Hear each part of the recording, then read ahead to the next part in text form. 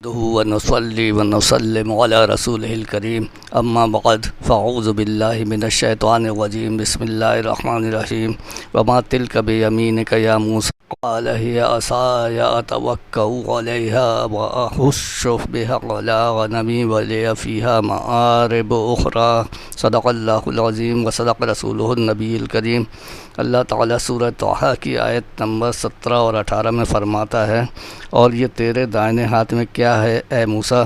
عرض کی یہ میرا عصا ہے، میں اس پر تکیہ لگاتا ہوں اور اس سے اپنی بکریوں پر پتے جھاڑتا ہوں اور میرے اس میں اور کام ہے۔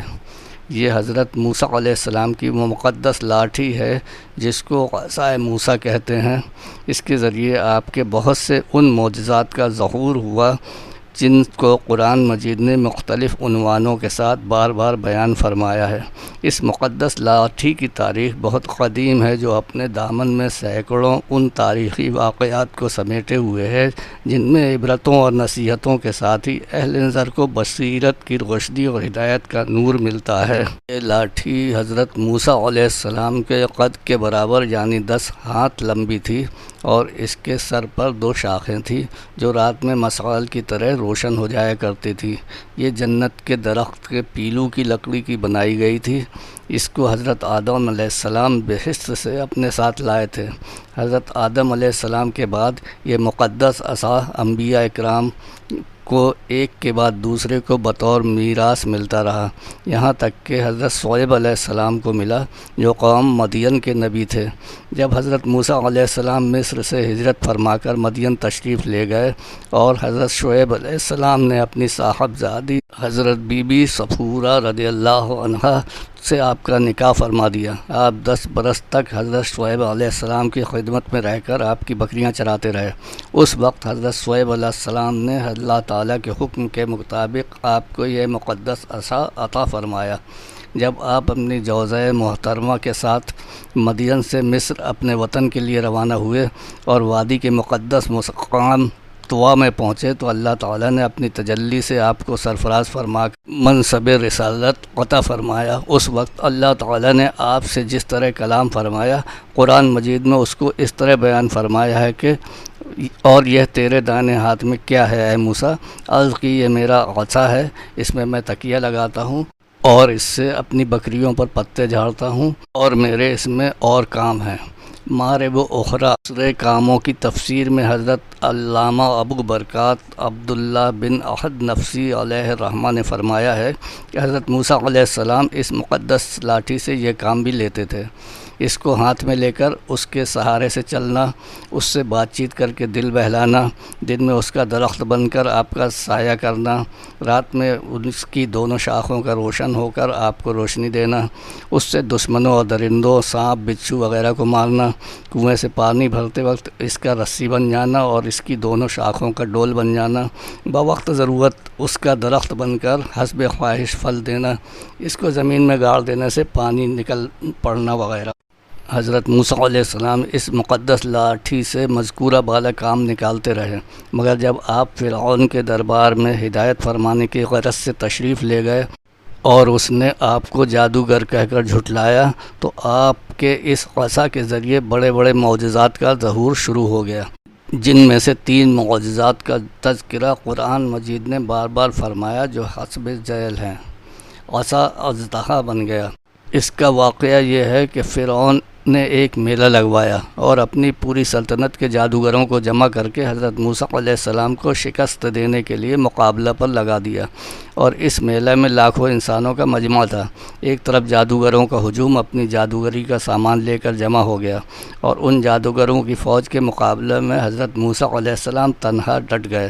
جادوگروں نے فرعون کی عزت کی قسم کھا کر اپنے جادو کی لاٹھیوں اور رسیوں کو پھینکا تو وہ ایک دم لاٹھیاں اور رسیاں سانپ بن کر پورے میدان میں ہر طرف پھنکار مارنے دوڑنے لگے۔ فرعون اور اس کے تمام جادوگر اس کرتب کو دکھا کر اپنی فتح کے گھمنڈ اور غرور کے نشے میں بدمست ہو گئے۔ اور جوش اور شادمانی سے تالیاں بجا بجا کر اپنی مسرت کا اظہار کرنے لگے۔ حضرت موسیٰ علیہ السلام نے اللہ تعالیٰ کے حکم سے اپنی مقدس لاٹھی کو ان سانپوں کے ہجوم میں ڈال دیا تو یہ لاٹھی بہت بڑا اژدہا بن کر جادوگروں کے تمام سانپوں کو نگل گیا۔ یہ معجزہ دیکھ کر تمام جادوگر اپنی شکست کا اعتراف کرتے ہوئے سجدے میں گر پڑے اور بآواز بلند یہ اعلان کرنا شروع کر دیا کہ آمنا برب ہارون و موسیٰ، یعنی ہم سب حضرت ہارون اور حضرت موسیٰ علیہ السلام کے رب پر ایمان لائے۔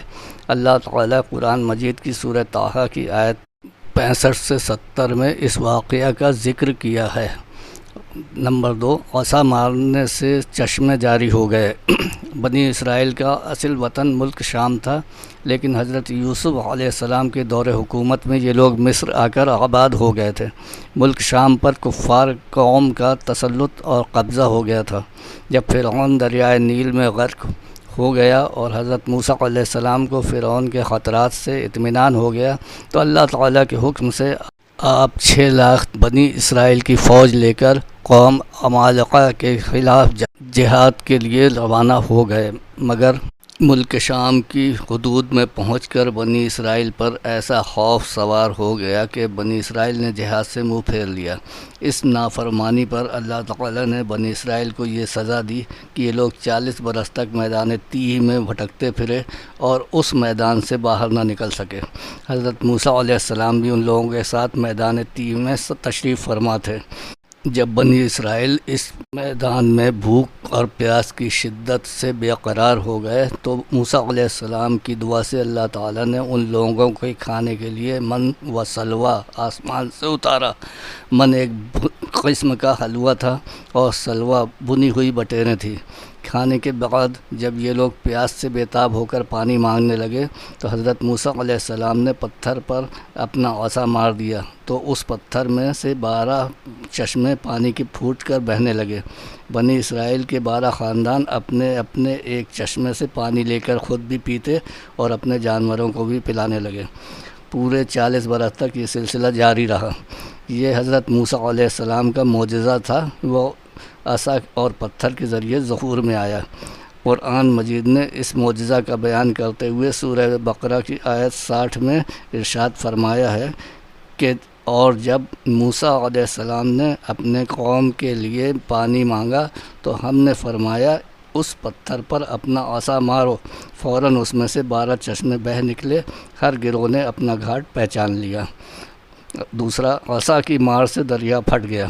حضرت موسیٰ علیہ السلام ایک مدت تک فرعون کو ہدایت فرماتے رہے، مگر اس نے حق کو قبول نہیں کیا، بلکہ اس کی شرارت اور سرکشی بڑھتی ہی رہی۔ بنی اسرائیل نے فرعون کی خدائی کو تسلیم نہیں کیا تھا، اس لیے وہ ان کو بہت زیادہ ظلم و ستم کا نشانہ بنانے لگا۔ اس دوران حضرت موسیٰ علیہ السلام کو بنی اسرائیل کے ساتھ مصر سے ہجرت کرنے کی وحی نازل ہو گئی۔ چنانچہ موسیٰ علیہ السلام بنی اسرائیل کو ہمراہ لے کر رات میں مصر سے روانہ ہو گئے۔ جب فرعون کو پتہ چلا تو وہ بھی اپنے لشکروں کو ساتھ لے کر بنی اسرائیل کی گرفتاری کے لیے چل پڑا۔ جب دونوں لشکر ایک دوسرے کے قریب پہنچے تو بنی اسرائیل فرعون کے خوف سے چیخ پڑے کہ اب تو ہم فرعون کے ہاتھوں گرفتار ہو جائیں گے۔ بنی اسرائیل کی پوزیشن بہت نازک ہو گئی تھی، کیونکہ ان کے پیچھے فرعون کا خونخوار لشکر تھا اور آگے موجیں مارتا ہوا دریا۔ اس پریشانی کے عالم میں بھی حضرت موسیٰ علیہ السلام مطمئن تھے اور بنی اسرائیل کو تسلی دے رہے تھے۔ جب دریا کے پاس پہنچ گئے تو حضرت موسیٰ علیہ السلام نے اللہ کے حکم سے اپنی لاٹھی دریا پر مار دی۔ فوراً ہی اس دریا میں 12 سڑکیں بن گئیں اور بنی اسرائیل ان سڑکوں پر چل کر سلامتی کے ساتھ دریا پار نکل گئے۔ جب فرعون دریا کے قریب پہنچا تو اس نے دریا کی سڑکوں کو دیکھا تو وہ بھی اپنے لشکروں کے ساتھ ان سڑکوں پر چل پڑا، مگر جب فرعون اور اس کا لشکر دریا کے بیچ میں پہنچا تو اچانک دریا موجیں مارنے لگا اور سب سڑکیں ختم ہو گئیں۔ فرعون اپنے لشکروں سمیت دریا میں غرق ہو گیا۔ اس واقعہ کا ذکر قرآن مجید کی سورہ شعراء کی آیت 61 سے 67 تک کیا گیا ہے۔ یہ ہے حضرت موسیٰ علیہ السلام کی مقدس لاٹھی کے ذریعے ظاہر ہونے والے وہ تینوں عظیم شان معجزات جن کو قرآن کریم نے مختلف الفاظ اور عنوانوں کے ساتھ بار بار بیان فرما کر لوگوں کے لیے عبرت اور ہدایت کا سامان بنا دیا ہے۔ اللہ تعالی ہمیں قرآن کے اس واقعہ سے عبرت اور نصیحت حاصل کرنے اور اس کے مطابق عمل کرنے کی توفیق عطا فرمائے۔ آمین ثم آمین بجاہ خاتم النبیین صلی اللہ تعالی علیہ وسلم۔